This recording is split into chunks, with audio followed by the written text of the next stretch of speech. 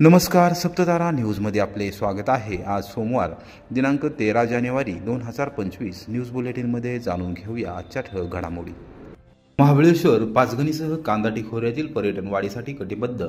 उपमुख्यमंत्री एकनाथ शिंदे दरे येथे घेतली अधिकाऱ्यांची बैठक। महाबळेश्वर पाचगणीसह कांदाटी खोऱ्यातील स्थानिक नागरिकांना रोजगार मिळावा हा प्रमुख उद्देश ठेवून या भागातील पर्यटन वाढीसाठी राज्य शासन कटिबद्ध आहे, असे प्रतिपादन उपमुख्यमंत्री एकनाथ शिंदे यांनी केले। दरे तालुका महाबळेश्वर येथे तापुळा, कोयना व महाबळेश्वर परिसरातील सुरू असलेल्या व प्रस्तावित पर्यटन प्रकल्पाच्या कामांचा आढावा बैठक उपमुख्यमंत्री शिंदे यांच्या अध्यक्षतेखाली सोमवारी दुपारी 12:30 वाजता आयोजित करण्यात आला होता। त्यावेळी ते बोलत होते। जिल्हा परिषदेच्या प्रशासक तथा मुख्य कार्यकारी अधिकारी याशिनी नागराजन, पोलीस अधीक्षक समीर शेख, अप्पर जिल्हाधिकारी जीवन कलांडे, जिल्हा उपवनसंरक्षक आदिती भारद्वाज, सार्वजनिक बांधकाम विभागाचे अधीक्षक अभियंता संतोष रोकडे, राज्य रस्ते विकास महामंडळाचे मुख्य अभियंता वसईकर, सिंचन विभागाचे अधीक्षक अभियंता अरुण नाईक, जिल्हा नियोजन अधिकारी शशिकांत माळी, सह्याद्री व्याघ्र प्रकल्प कराडचे उपसंचालक किरण जगताप, MTDCच्या अतिरिक्त व्यवस्थापक मोशनी कोसे, राज्य रस्ते विकास महामंडळ वर्षा पवार, पाटणचे प्रांताधिकारी सोपान डोनपे, महाबळेश्वर, पाटण व जावळीचे तहसीलदार यांच्यासह विविध विभागांचे अधिकारी यावेळी उपस्थित होते। उपमुख्यमंत्री शिंदे म्हणाले, महाबळेश्वर व पाचगणीसह कांदाटी खोऱ्यात येणाऱ्या पर्यटकांना वाहतूक कोंडीसह पार्किंग समस्येचा सामना करावा लागतो। यातून पर्यटकांना दिलासा मिळण्याच्या दृष्टीने मार्ग काढावा। पाचगणी व महाबळेश्वर येथे ST डेपोजवळ 300 गाड्यांची पार्किंग व्यवस्था होईल असे वाहनतळ विकसित करावे। तसेच येणाऱ्या पर्यटकांकडून प्रति माणूस टोला जातो, यात सुसूत्रता आणण्यासाठी प्रति वाहन फास्टॅग पद्धतीने कराची रक्कम गोळा करावी, त्यामुळे लोकांची गैरसोय दूर होईल। महाराष्ट्र राज्य रस्ते विकास महामंडळाचे महाबळेश्वर येथे कार्यालय सुरू करावे असे सांगून शिंदे म्हणाले, तेथील अधिकाऱ्यांना पुरेसे अधिकार द्यावेत। खरं म्हणजे आज एकंदरीत महाबळेश्वर, पाचगणी आणि हा संपूर्ण आपला कांदाटी खोरं आहे, या संपूर्ण परिसरामध्ये ज्या काही सोयी सुविधांच्या बाबतीमध्ये एक आढावा बैठक झाली। महाबळेश्वर पाचगणीतली वाहतूक ट्रॅफिकच्या संदर्भात देखील चर्चा झाली। त्यामध्ये काही उपाययोजना सुचवल्या। त्याप्रमाणे महाबळेश्वरमध्ये येणारा पर्यटक त्याला वाहतूक कोंडी दिलासा कसा मिळेल या बाबतीत देखील चर्चा झाली। त्याचबरोबर पार्किंगचे काही प्लॉट जे आहेत ते डेव्हलप करण्यासंदर्भात चर्चा झाली। पाचगणीमध्ये पण आणि महाबळेश्वर आपल्या ST डेपो जो आहे ते देखील ST डेपोच्या जागेजवळ 300 गाड्यांची ते होईल। आणखी 1-2-3 स्पॉट आहे, त्या बाबतीमध्ये देखील पार्किंग सुविधा येणाऱ्या पर्यटकांना मिळाली पाहिजे, त्या बाबतीत देखील चर्चा झाली। कचऱ्याची देखील विल्हेवाट, त्यामध्ये देखील कचऱ्याचं व्यवस्थापन कसं करता येईल यावर देखील चर्चा झाली। त्याचबरोबर टोल कलेक्शन जे आहे ते मानसी काहीतरी त्यांचं कलेक्शन करतात आणि त्यामध्ये मग वेळ लागतो, त्यामुळे पर वाहन आणि फास्टॅग पद्धतीने ते जर झालं तर लोकांचा वेळ वाचणार नाही, वेळ लागणार नाही आणि लोकांचा वेळ वाचेल, या बाबतीत देखील चर्चा झाली। दोन्ही ते जो वेळ लागतो आणि तिथे आतमध्ये माणसं मोजतात ते न करता वाहन वाईज त्याचं हवं आणि त्यात देखील सुसूत्रता आणण्यासाठी फास्टॅग पद्धतीने जर ती यंत्रणा केली तर लोकांची गैरसोय दूर होईल। आणि त्यामध्ये देखील VGFचं काही UDच्या मार्फत आपल्याला काही मार्ग काढता येतो का, तोही हे करतोय। कोरेगाव बार असोसिएशनचे अध्यक्ष ॲडव्होकेट अमोल दिलीप भुतकर, उपाध्यक्ष ॲडव्होकेट निलेश श्रीमंत झांजुर्णे यांच्यासह पदाधिकाऱ्यांचा पदग्रहण समारंभ उत्साहात। कोरेगाव बार असोसिएशनचे नवनिर्वाचित अध्यक्ष ॲडव्होकेट अमोल दिलीप भुतकर उपाध्यक्ष ॲडव्होकेट निलेश श्रीमंत झांजुर्णे, सचिव ॲडव्होकेट रणजित भगवानराव भोसले यांच्यासह पदाधिकाऱ्यांचा सोमवारी दुपारी 2 वाजता पदग्रहण समारंभ उत्साहात पार पडला. बार असोसिएशनच्या कार्यालयात वार्षिक सर्वसाधारण सभा झाली. त्यामध्ये मागील कामकाजाचा आढावा घेण्यात आला. त्यानंतर नूतन पदाधिकाऱ्यांचा पदग्रहण समारंभ पार पडला.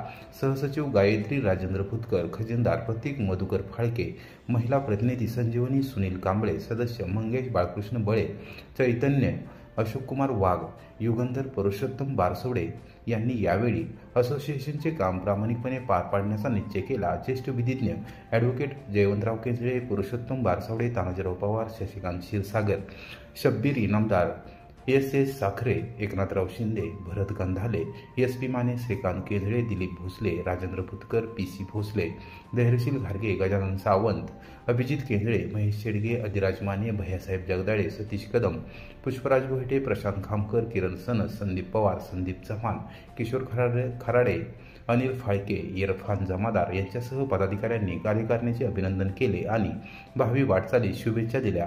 नूतन अध्यक्ष अमोल भुतकर यांनी कोरेगाव बार असोसिएशनला वैभवशाली परंपरा आहे, त्या परंपरेला अनुसरून उत्कृष्टपणे सर्व सहकाऱ्यांना बरोबर घेऊन काम करणार आहे, अशी ग्वाही दिली. कोरेगाव शहरात स्वतंत्र हॉकर्स झोनची निर्मिती करा. सातारा जिल्हा हॉकर्स संघटनेची मागणी, प्रशासनाला निवेदन सादर. प्रशासनाने कोरेगाव शहरात हॉकर्स झोनची निर्मिती न करता रस्त्यावर दुकाने मांडून विक्री करणाऱ्या हॉकर्सवर कारवाईचा बडगा उगारला आहे.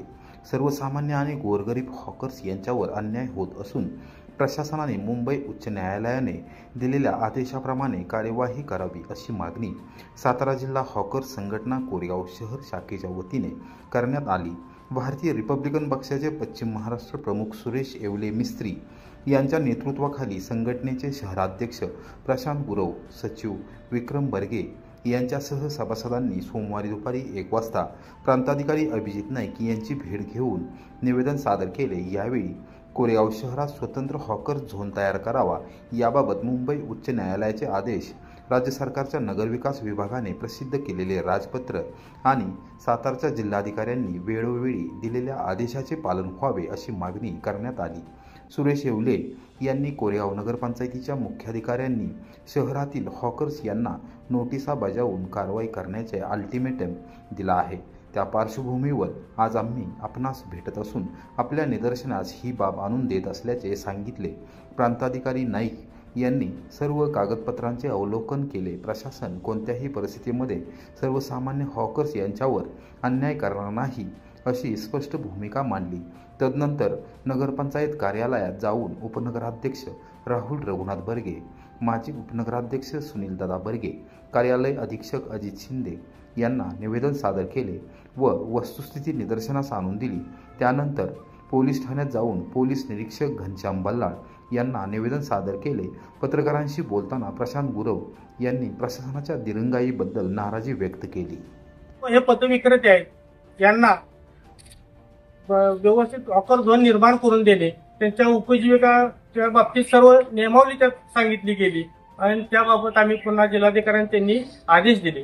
त्या आदेशाप्रमाणे जिल्हाधिकाऱ्यांनी 2017 सालापासून वेळोवेळी यांना सूचना केलेल्या आहेत, म्हणून ह्या प्रशासनानं थोडंसं दुर्लक्ष झालेलं होतं. मग त्याच्या आम्ही त्यांना आठवण वेळोवेळी करून देत होतो, परंतु त्यांनी कोणत्याही प्रकारची आमच्या या हॉकर बांधवांची दखल घेतली नव्हती. आणि हे याबाबत आम्ही आता प्रांत साहेबांना भेटलो की आता या नोटीस आलेल्या आहेत. एक तर आमच्या बाबतीतल्या या ज्या आहेत अंमलबजावणी कोणतीही झाली नाही, त्याबाबत आम्ही लोकप्रतिनिधींना सुद्धा भेटणार आहोत. आता ते इथं नाहीत अशी माहिती मिळाल्यामुळे आम्ही आज सदर पहिली प्रांत साहेबांना एक निवेदन दिलं, सीओना निवेदन देतोय आणि या आता प्रांताने आम्हाला शब्द दिलाय. या सगळ्या गोष्टीचा विचार करून सर्वांनी एकत्रित घेतल्याशिवाय कुठल्याही प्रकारच्या हॉकर्सवाल्यांच्यावर आम्ही अन्याय करणार नसल्याचे आम्हाला शब्द दिलेला आहे. आणि आता आम्ही त्याबाबत सीओना एक निवेदन देतोय. एवढंच बोलेन. आम्ही जय हिंद जय महाराष्ट्र या तोपर्यंत एक हॉकर्सवर कुठलेही अन्याय होणार नाही याचा एक शब्द देतो तुम्हाला सगळ्या लोक. एकाच वाहनाचे दोनदा वजन करून साखरवाडी येथील साखर कारखान्याची फसवणूक, 2 चिटबॉयसह 10 जणांना अटक, एका महिलेचा समावेश. फलटण ग्रामीण पोलिसांची कारवाई. स्वतःच्या आर्थिक फायद्यासाठी चिटबॉय, ऊसतोडणी कंत्राटदार, ट्रॅक्टर चालक व श्री दत्त इंडिया साखर कारखान्याच्या शेतकरी कोड असणाऱ्या व स्वतःच तोडणी कंत्राटदार असणाऱ्या शेतकऱ्यांना हाताशी धरून एकाच वाहनाचे दोनदा वजन करून श्री दत्त इंडिया साखर कारखान्याची आर्थिक फसवणूक केल्याप्रकरणी फलटण ग्रामीण पोलिसांनी कारखान्याच्या 2 चिटबॉय व एका महिलेसहित एकूण 11 जणांवर सोमवारी सकाळी 10 वाजता गुन्हा दाखल केला आहे. त्यापैकी 10 जणांना फलटण ग्रामीण पोलिसांनी ताब्यात घेतले असून अटक केली आहे. संशयितांमध्ये सचिन नबाजी कोकरे, राहुल माळसाकांत कोकरे, चालक जितेंद्र चंद्रकांत भिसे, भाऊसो तात्याबा कोकरे, पांडुरंग विश्वनाथ सुतार, सूरज अशोक धायगुडे, सर्व राहणार अंदोरी तालुका खंडाळा, ज्ञानेश्वर महादेव होळकर, सचिन महादेव होळकर, सर्व राहणार रुई तालुका खंडाळा व कारखान्याचे चिटबॉय दत्तात्रय भिवा भुजबळ, राहणार पिंपरे बुद्रुक तालुका खंडाळा व सुनील संपत पवार, राहणार शेडगेवाडी तालुका खंडाळा यांना अटक करण्यात आली असून अनिता सचिन होळकर असे गुन्हा दाखल झालेल्या महिलेचे नाव आहे. याबाबत फलटण ग्रामीण पोलीस ठाण्यातून मिळालेली माहिती अशी: साखरवाडी कारखान्यामध्ये शेतकऱ्यांचा ऊस फडातून तुटून तो कारखान्यात खाली होईपर्यंत शेतकऱ्याला पावती देण्यापर्यंतच्या कामकाजासाठी ऑनलाईन सॉफ्टवेअरने होत आहे. त्यासाठी कारखान्याने ऊसतोडणी वाहतूक कंत्राटदारांना RFID कोड व शेतकऱ्यांना शेतकरी कोड दिलेले आहेत.